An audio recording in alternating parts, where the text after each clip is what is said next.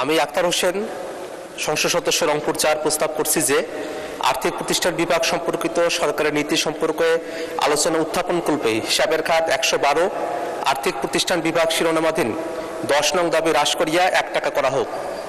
মাননীয় স্পিকার, আর্থিক প্রতিষ্ঠান বিভাগ বাংলাদেশের ব্যাংক খাত, বাংলাদেশের নন ব্যাংকিং আর্থিক প্রতিষ্ঠানসমূহ, বিমা এবং মাইক্রো ক্রেডিট সহ ক্যাপিটাল মার্কেটের বিষয়গুলো তারা দেখাশোনা করে থাকেন। আর্থিক প্রতিষ্ঠান বিভাগ ২০১০ সালে প্রতিষ্ঠা হওয়ার পর থেকে এখন পর্যন্ত আর্থিক প্রতিষ্ঠান বিভাগের কিছু দুর্বলতা এবং প্রশাসনিক ঘাটতির জায়গা আমাদের চোখের সামনে স্পষ্ট হয়েছে। আমরা প্রশাসনিক যে দ্বৈততা আছে বাংলাদেশ ব্যাংক এবং আর্থিক প্রতিষ্ঠান বিভাগ, সেটাও আমাদের মাঝে অনেক সময় আলোচনার বিষয়বস্তু হয়ে দাঁড়িয়েছে।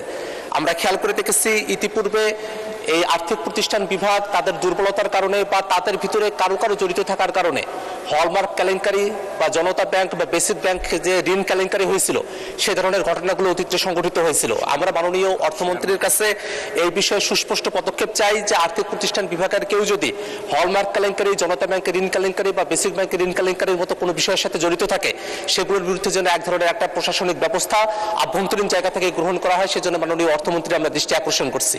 পাশাপাশি আর্থিক প্রতিষ্ঠান বিভাগ তারা অনেক সময়ই ঋণ রিশিডিউলিং করে থাকেন, যার কারণে খেলাপি ঋণের যে বিষয়বস্তুগুলো আছে সেটা বাংলাদেশের অর্থনীতির জন্য একটা বিভীষিকাময় অবস্থায় এটা এসে দাঁড়িয়ে যায়। এই কারণে আমরা মাননীয় অর্থমন্ত্রীর কাছে এই বিষয়টাও আমরা জানতে চাই যে আর্থিক প্রতিষ্ঠান বিভাগ সেটা কি ঋণ রিশিডিউলিংয়ের যে কাজগুলো আছে সেটার ক্ষেত্রে কীভাবে তদারকিগুলো নিশ্চিত করা হবে এবং কিভাবে বাংলাদেশ ব্যাংকের সাথে আর্থিক প্রতিষ্ঠান বিভাগের যে প্রশাসনিক দ্বৈততার বিষয়গুলো আছে, জটিলতাগুলো তৈরি হয়েছে, সেগুলোকে নিরসন করার জন্য মাননীয় অর্থমন্ত্রী পদক্ষেপ গ্রহণ করবেন এই আশাবাদ ব্যক্ত করছি। মাননীয় স্পিকার, আপনাকে ধন্যবাদ।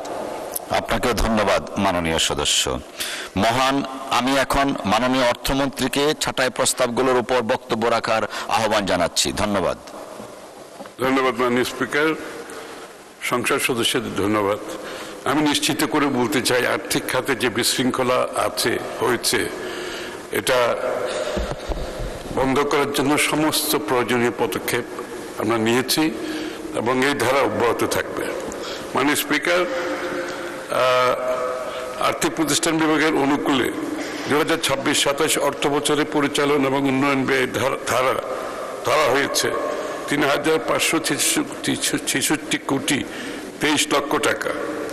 মাননীয় স্পিকার, আর্থিক প্রতিষ্ঠান বিভাগের সবচেয়ে গুরুত্বপূর্ণ ব্যয়ের খাত ব্যাংক, বিমা, পুঁজিবাজার সংশ্লিষ্ট বিভিন্ন সংস্কার কার্যক্রম পরিচালনা ব্যয়, পল্লী কর্মসহায়ক ফাউন্ডেশন, সোশ্যাল ডেভেলপমেন্ট ফাউন্ডেশন এবং বিভিন্ন প্রকল্পে অনুদান প্রদান। তাছাড়া প্রশাসনিক ব্যয়, বেতন সহ অন্যান্য ব্যয় মেটানোর জন্য আর্থিক প্রতিষ্ঠান বিভাগের অনুকূলে এই বরাদ্দ দাবি করা হয়েছে, যা অত্যন্ত যৌক্তিক। আর এই কারণে মাননীয় সংসদ সদস্যগণ আনিত ছাঁটাই প্রস্তাবসমূহ গ্রহণ করা সম্ভব হচ্ছে না।